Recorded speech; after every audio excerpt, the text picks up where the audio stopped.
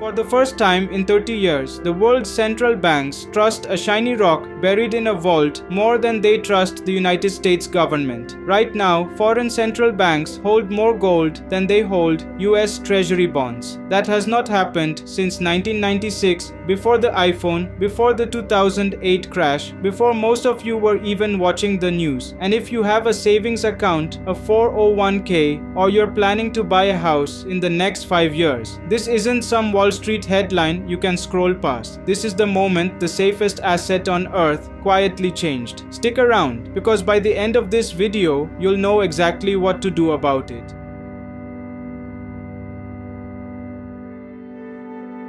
Let's rewind. For almost 80 years, the deal was simple. The US dollar is the world's reserve currency, and US Treasury bonds are the risk-free place every central bank on the planet parks its savings. Safe, boring, liquid. That was the promise. Here's what just happened. According to a European Central Bank report released this June, gold now makes up about 27% of global central bank reserves. US Treasuries have slipped to around 22%. Gold overtook the world's benchmark safe asset, and it's not close. So the real question isn't, is gold going up? Gold going up is old news. The real question is, why are the institutions that are supposed to trust America's debt the most trusting it the least?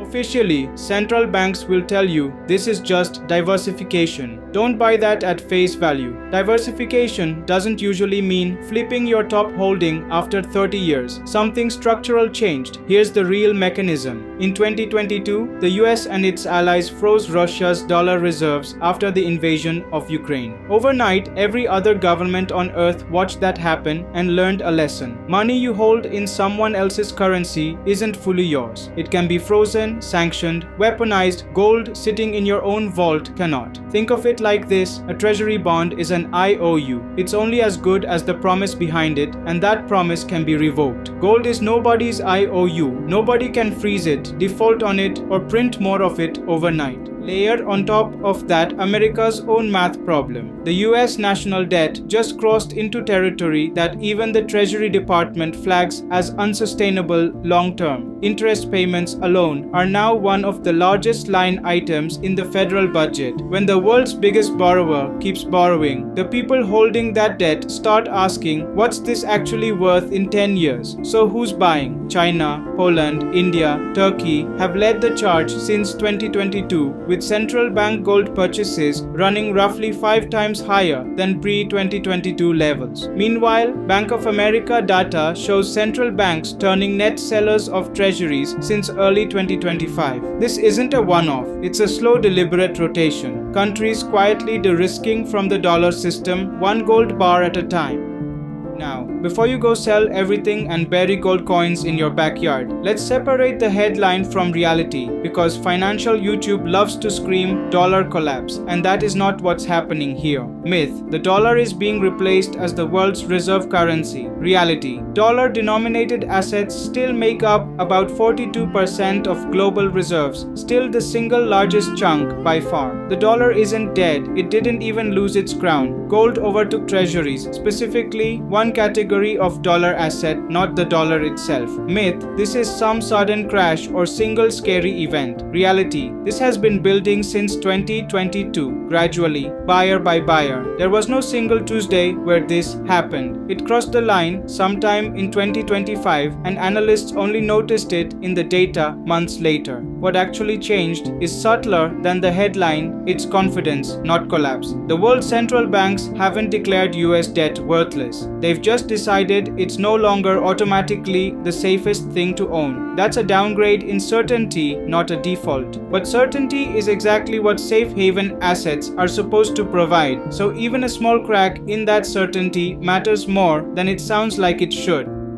Okay, central banks, geopolitics, trillions of dollars. Cool story, but what does this actually mean for you, sitting in the US trying to build a normal financial life? 3 ways this lands on your doorstep. 1. Your borrowing costs. When large buyers like foreign central banks step back from treasuries, the US government has to offer higher yields to attract other buyers. Treasury yields are the benchmark for mortgage rates, auto loans, and credit card APRs. In real life, this looks like that 30-year mortgage rate staying stubbornly higher than you'd expect, even as the Fed talks about cutting. 2. Your grocery and gas bill. Gold's rise is partly a reaction to inflation expectations. Gold just posted its best 8-month run since 1968, and it's up over 24% in the past year alone. When smart money piles into gold, it's often a signal that inflation risk isn't fully behind us. In real life, this looks like your weekly grocery bill creeping up even after the headlines say inflation is cooling. 3. Your retirement account. If you hold a standard 401k or IRA, chances are it's stock and bond heavy with little to no hard asset exposure. If this rotation away from dollar assets continues, that's a portfolio built entirely for the old regime.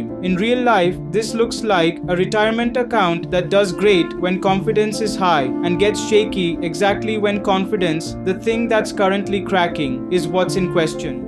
Here's the part that actually matters. Not fear, a plan. Step 1. Check your gold exposure. Don't guess it. Most financial advisors suggest somewhere around 5 to 10% of a portfolio in gold or hard assets as a hedge, not a bet. If you're at 0%, you're not safe from this trend. You're just fully exposed to the old assumption that the dollar system never changes. Step 2. Don't chase the price. Gold already ran over 24% in 12 months. Buying with your eyes closed at the top of a rally is how people lose money on a safe haven. If you're adding exposure, consider dollar cost averaging in over 3 to 6 months instead of one lump sum. Step 3. Stress test your mortgage and debt against higher for longer rates. If treasury yields stay elevated because demand is softer, don't assume rate cuts save you. Build your budget assuming your current rate environment persists for another 12 to 18 months. Not the optimistic version. Step 4. Build or check your emergency fund. Aim for 6 months, not 3. In a world where the safe asset itself is being questioned, cash flexibility matters more, not less. If you're sitting at 3 months of expenses, this is your sign to push towards 6. Step 5, and this is the one to actually bookmark. Watch the US dollar's overall share of global reserves, not just the gold versus treasuries number. It's still sitting around 42%. If that number starts sliding hard, that's the real signal, not this one. This crossover is the warning shot. That number is the actual event. Here's the honest takeaway. This is not the dollar collapsing, and it's not a crisis you need to panic about. It's the world quietly repricing trust, moving from the US government's word to an asset nobody can freeze. That shift has been building for 4 years, and now you can see it clearly in the numbers. The takeaway for you: don't predict the future, hedge it. A little gold, a realistic debt plan, and a real emergency fund will serve you in every version of how this plays out. If you want to understand the other side of this story, go watch the video right there. I broke down exactly these kind of videos. And if you want to stay ahead of moves like this before they hit the headlines, hit subscribe. That's genuinely what this channel is for.